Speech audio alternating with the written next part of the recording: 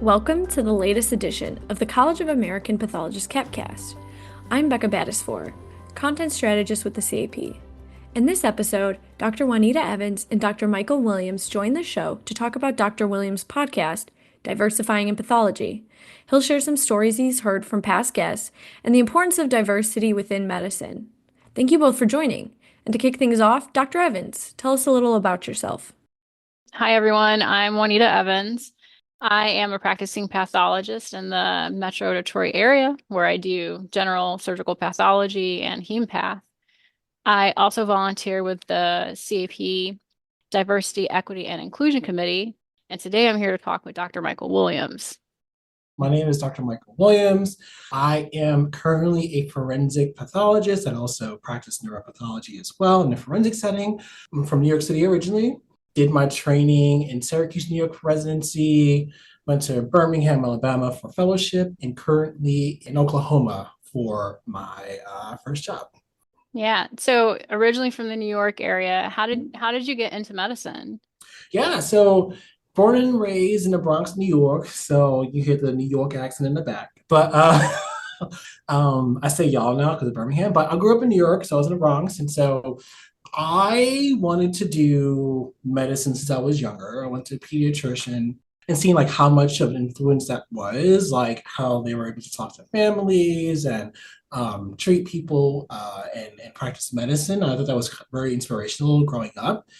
And so I said I wanted to do medicine and basically wanted to make my path through that, thinking it'll be a straight path from point A to point B. But as life goes on, it really is never that straightforward. Along the way, I went to community college at first. I started out that way because I thought I was going to go to a big 4-year school, have that experience, and then realized that the expense for that was way too much.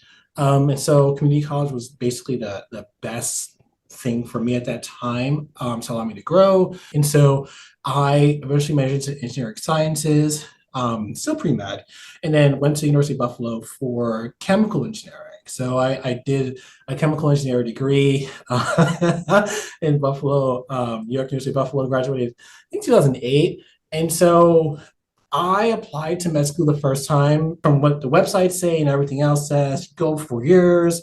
I did 5 years of undergraduate because I did 3 years of community college because I switched from biology to engineering. And then you're supposed to, apply, get in your junior year and I continue on.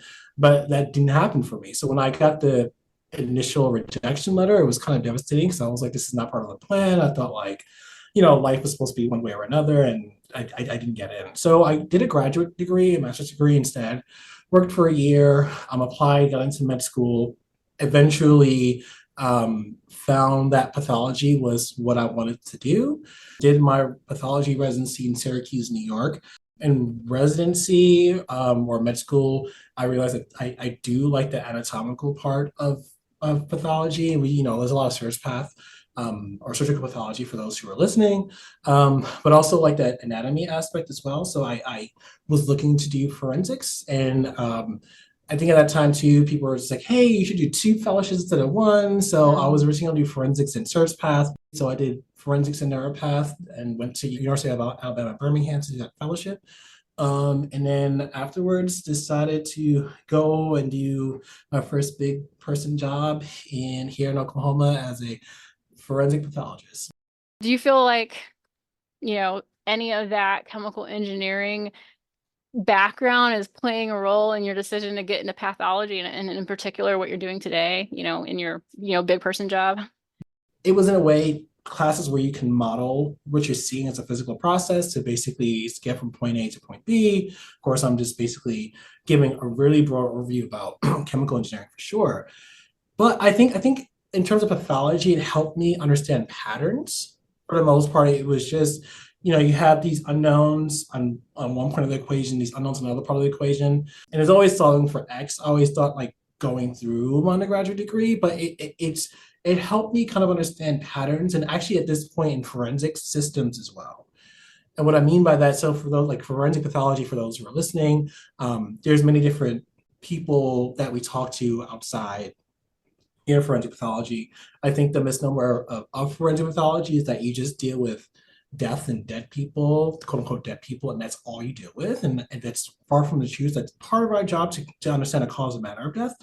But we also talk to law enforcement, we talk to lawyers, at times families, and what we do for cause and manner actually goes into public health. So when you're looking at CDC and looking at the other aspects about what's driving or what kind of institutes or what kind of disease processes are getting attention for public health initiatives, forensic pathologists are helping with that because we're assigning cause and manner of death, basically. And so I think back then, even though it was just like, here I go, solve a complicated, integral differential equation, so that way I have a model to say, like, if I put factor A in it, this is the kind of factor B I'm getting. Now I'm kind of understanding it more from a systems perspective, knowing that one thing I do at point A basically affects point B and maybe point C, and I may not necessarily see it at the time, but it does. Very neat. So the reason why I wanted to talk to you today is because you're known for a podcast called Diversify and Path. Yeah. So, and a lot of people know you for this. So where'd you get that idea for this podcast? The podcast itself, it started fourth year of residency. It was like board studying season. It was back in 2021. And I remember that we were still under the pandemic where we had to really socially isolate from friends, from family, from loved ones, and just anybody in general. And so I remember podcasting was a way for me to feel connected still with the world.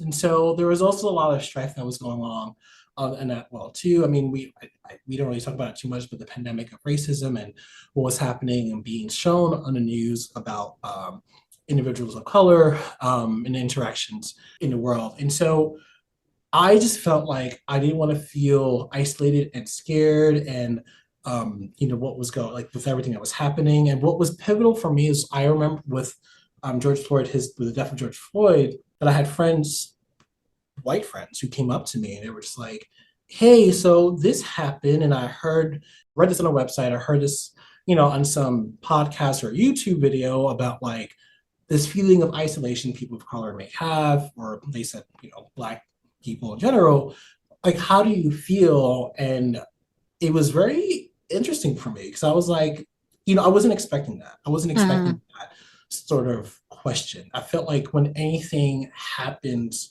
where you feel like unsafe, you don't know who to talk to, you don't know if anybody's going to talk to you, so you try to go through the day as best as you can, knowing there's like a lot of internal strife and possibly external strife as well too, and you just act differently.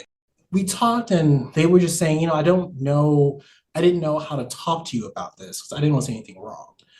And it was just interesting because I was just like, I don't know what would be wrong in terms of having a discussion. And so fast forward back to 2021, and I just said, podcasting, and I would love to have discussion with friends that would basically be vulnerable in a way about questions that I would ask them if it's one-on-one, but having a broader audience talk about it. And so I'll reach out to a couple of friends on Twitter. Would you mind being one of the first people who are doing it?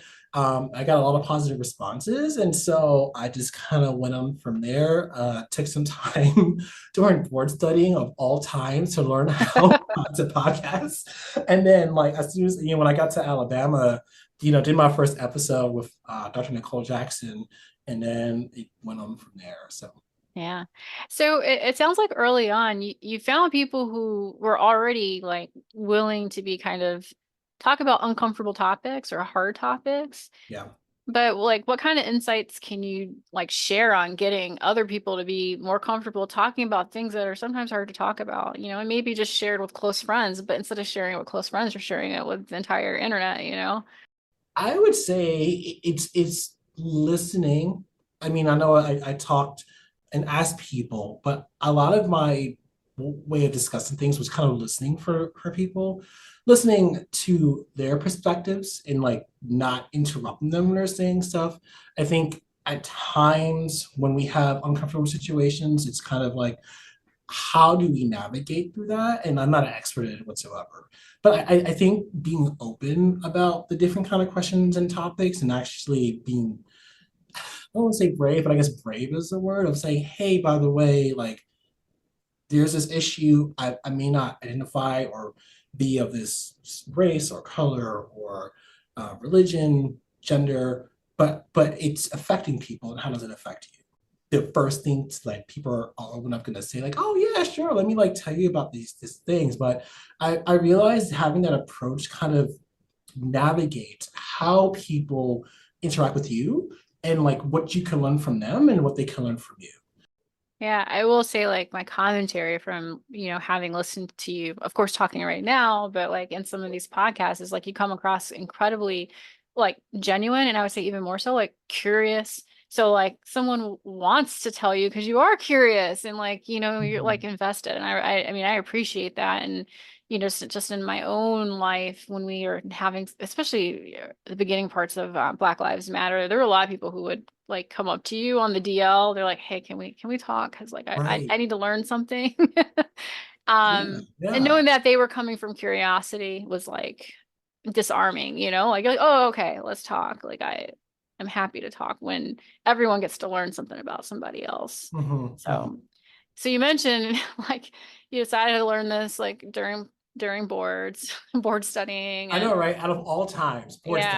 yeah. Did you just like hook up on YouTube and watch a lot of videos, or like did you know someone who was already No, podcasting? Like how in the world did you figure this out? yeah. So interestingly, the very first podcast I was a part of, I have to check out. She's a urologist that focuses on female reproductive health, like sexual health and other aspects of female reproductive systems. And so she had this podcast called the Battle Cry podcast. And so that was the first podcast I've ever been on.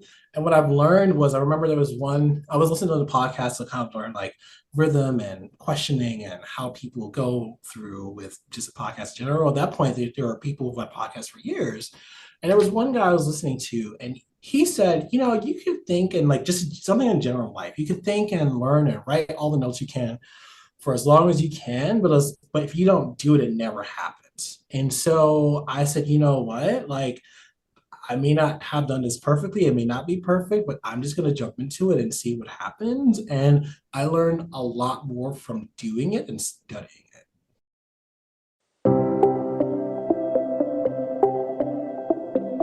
Hi everyone, this is Dr. Bardi Javeri. I'm president of the CAP Foundation. I'm Maya Ogden, the executive director of the foundation. Well, 'tis the season of giving, and Maya and I want to tell you about how your support of the CAP Foundation can help improve health outcomes and ensure the future of pathology. Though the foundation receives an operational grant from the CAP, 100% of our programs are funded by donations from individuals like you. And now Maya will tell you what your donation can help support. Pathology residents who might want to attend a 4-week training to conduct research on the delivery of novel biomarker assays for use in clinical studies, or a 4-week training rotation at a medical examiner's office. You could help to support a global pathologist in developing sustainable pathology technology, like a 3D printed microscope, or support a medical student's travel to a CAP annual meeting or the Pathologist Leadership Summit. Can you tell everyone about the wonderful donors like yourself who have decided to leave a lasting legacy through their donations? Yes, of course, Maya. Well, there's my own fund, the Doctors Bardi and Suketu Javeri Scientific Education and Research Fund, which supports budding pathologists and laboratorians. Then there is the Gerald R. Henson Global Pathology Fund, which supports international pathology programs and projects that are impactful and sustainable. We also have the Alvin M. Ring Future Leaders Fund, which fosters strong leaders for our field through scholarships to pathology residents, fellows, and medical students.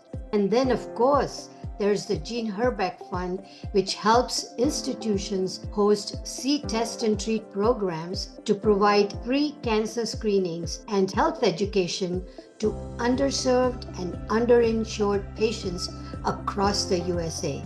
Selecting any of these funds for your online donation will channel your contributions towards the specific cause. Go to foundation.cap.org and click the donate button. You can also find the link to donate in the episode description.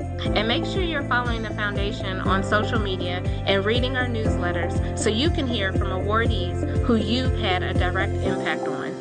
Your generosity is what enables us to run all of our foundation programs, and we thank you for your support. And now back to the episode.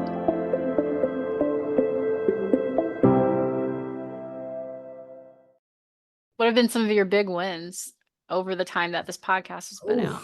Yeah, I think personal and professionally, like I was able to go and, this was just an idea I had, and it was a creative aspect that I never really thought would kind of go over. So just to give people more aspect about the podcast in general, I honestly thought this was going to be a 10 episode thing, just 10 episodes going from there. Identify as Black and queer. And so I thought it was going to be just about Black and queer stories. And I was like, well, why do I limit it? Let's have more stories. And throughout the time, I've learned about talking to physicians and actually understanding like where they're coming from as attendings versus a trainee. Because I feel like at times you go through training and you feel like, oh, okay, like, they live a totally separate and different life and they know everything and I'm still training. But it was just so like fascinating and beautiful to kind of see how people are still processing. I've learned things about from the perspective of females and, for example, children and like the choice of having children. And one of the questions I had one of my guests, season 1, episode 12, Dr. Marangela Gomez, about, she was a co-resident, so about like having a child during the pandemic and like what she felt like coming back from the maternity leave that she had. And it, I think the question is, there ever a perfect time to have children or a family or sort of family during any part of your training? And there's no perfect time. There's no perfect time with that. But also like other people who came and discussed, and I'm going into it because I'm just like, it's all coming back to me. But I've had people just discuss about like how their viewpoints have changed just from like living life. And it just felt like at times, we have medicine as this platform. We have medicine as a way of like helping people. That's what we're supposed to do. But at the same time, it kind of feels like we are just looking straight focally at the science of it, and the health aspect kind of varies depending on how you grew up and how you see the world and like how that affects other people. We kind of talked about this. Like, how did you handle the training fatigue, but still having this creative spark in you that wanted to keep moving, because you're only one person. Like, yeah. The energy can't be infinite. It was right. Yeah. And that's why, I think it was the adrenaline, like, okay, like boards are done. Like I'm a fellow, I'm at a different part of my life. So much stuff has happened. And I just feel like I need to find a way to deal with that. It was kind of a healing journey for me as well too. And so when I originally set out to do it, again, this was going to be 10 episodes, leave it at that. But it was just, I don't know, it became this curiosity for me where I was just like, okay, like let's set up on a weekend sometime and I spend like an hour or whatsoever talking to whoever the guest was. And then like spend 2 or 3 hours throughout the week, like split up to like edit the episode and send it out. I'm like, hey, what do you think about this? And then kind of just do that on a weekly or bi-weekly schedule. And so it was really interesting doing that. But now, yeah, realistically, like, can you go on and do this forever? I stopped in my forensics fellowship because I wanted to focus on the forensics aspect as well. You're like, hey, it's Dr. Williams on editing, Dr. Williams on flying. Really, I didn't have a team. I didn't have anybody like, it was me writing the questions, me sending out, scheduling, like doing the recordings, editing the recordings, sending out to people, making sure it's okay. Like a lot of the stuff that I was just like, oh, wow, like literally I can see why this could be a full-time job for somebody. But I was just so curious and not curious, like, oh, like to satiate a curiosity, but more of like learning what the world is like and why when people are saying things like, wow, like I never really thought about it from that perspective. And here I am with these identities, and I just never really understood how other people's identities affect their lives here and there. And so I just for those 4 seasons, yeah, 4 seasons, for those 2 years, I said, you know what, I'm just gonna go through it. And then when I stopped it, when I put it on pause, at first, and I'll be honest, I thought it was a personal failure because I was like, wow, I was on this like track and journey and like it stopped. And I was like, is that a failure for me because I didn't have enough time to put into this podcast along with training? Or like, do I just stop and then come back to it? So it was for a bit, it was kind of like a mental struggle for me about doing it. The like amount of weight that comes off of your shoulders like starts to leave room for like these not little, like these cool ideas like you had with this podcast. I kind of wonder if like that hump going from resident to fellow where there was like maybe a minute of breath, like is what will allow this idea to germinate. And like, I don't know what the future really holds for this, but perhaps like you'll get into another period where, the clouds open up and like, new opportunities, new ideas, new ventures like become something that can fit into your life again. I think I shared with you, I really felt like this podcast really showcased like who pathologists are and, some of the ancillary people who are also connected to pathology and just in generally like it humanized our profession. And I wonder, like, what are your thoughts on like its impact in making people think about pathology as actually a profession, willing to go through all that we went through to get here and be part of this group? Yeah, no, I mean, so I'll use an episode of the podcast. Tay Harris, she is a pathology assistant. So I use this as a story, and then I'll get to the question. And so she came on, and she talked about being Black. She talked about having like her Black hair just coming out naturally because that's who she is, but also being able to be comfortable being a pathology assistant where she works at. Her husband, who was also working at UAB at the time too, her husband came up to me and was like, like I have to tell you, this student heard her episode and like reached out to her and wants to be a pathology assistant because she didn't know, people who looked like her could do that. And she didn't even know it existed. And so I think like hearing these stories, hearing like what people do and like how they serve medicine in a different way outside of what we're traditionally taught, like, go into different careers or different fields. Not that it's a bad thing at all, but if you're not exposed to something that you could potentially get so much out of, I think you don't know about it. But I also think it helps us kind of think about what else we can do besides just diagnosing at the slide or diagnosing and going from there. I think people impression of pathology gets is, oh, so you just deal with dead bodies as the first like thing, pathology, dead bodies, and like there's no medicine or nothing in between. It's just like that and dead bodies and that's it. And we do so much more, and we could do so much more. Especially like, for example, with CAP, I know they have the advocacy as to where they go on the Hill and they're talking and CAP has leadership engagement for residents. I think there's a lot of things that we can do and grow as leaders and grow as physicians. And I think pathology is such a great way to get introduced to that. Even though you go through residency, you're like, oh, okay, what am I going to do? And, I had all these grand goals, but like throughout, you kind of figure out things you can do and open avenues you just never knew existed. Right. I mean, I honestly, that is a wonderful story about this woman who thought she could be, a pathologist. I mean, that is a wonderful story. And I think like a testament to like what I feel a lot of us feel when we listen to this podcast from you. I had an episode with Dr. Carlos Pereira on. He's at BGH, and he talked about neurodivergence. He talked about the different tendencies he had with OCD and like what he would do and like how that affected him when he was sending out reports. I'll just say he's went to different conferences and basically has used that as a platform to talk about neurodivergence. I think in general that was one thing that we talk about differences, but we don't talk about the differences of thought or differences of thinking.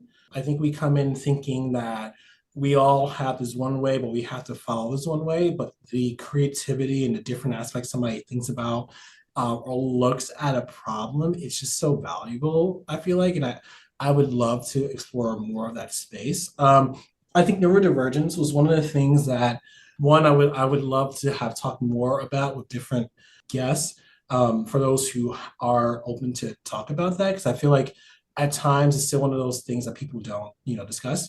Another story, multiple stories.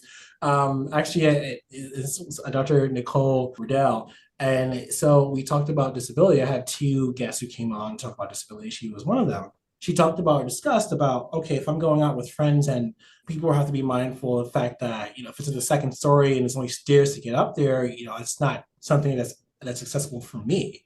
We were at a conference at USCAP, and I came up to her, and she was sitting on her in her wheelchair, and I was like, "Oh, hey!" And I'm like, "Wait, I'm this tall like guy, just like tall person, like hovering over her," and she got up and she stood up and we hugged, and I said, "Hey, like, I just want to let you know, like, I didn't know, like, how did you feel that in that interaction? Because I felt like I was like hovering over you and taking over a space and feeling discomfort because I felt like I was making you uncomfortable." She's like, "No, it was like, all right, we just gave each other a hug." And so it made me kind of really think about like, wow, like here I am normally like, okay, whatever, the people who are, like, are able to, walk and stuff. And here I am just like hovering. But I was glad I had that conversation and discussion because she educated me about, people with different abilities and how that works, especially when, in real life, like how does that work? How does that affect them? And like being friends and allies, how do you help them feel part of the group as well? Yeah, I think like what I've liked about your podcast is it does talk about the things that make us unique, and not all of them are visual things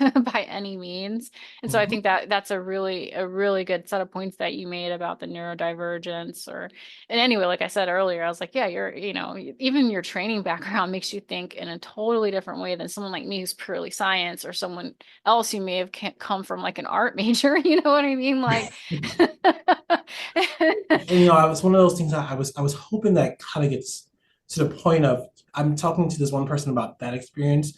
They don't represent everybody. They're talking about their experiences, and I really hope that message made its way out to the world. But I'm glad that people, and I was so happy and just felt very, like very, very honored is a word, that people really were able to share stories. Because like, yeah, sure, no problem. I'm like, no, you have no idea. Like years ago, people were talking about diversity, and it felt like if you talked about something like diversity or like how I felt this way or stuff that had nothing to do with any institution or organizations they were a part of, it kind of felt like, we're nowhere there, but we try not to talk about it in public too much because it feels like you're othered and like, what repercussions are you going to have because you said something on a platform.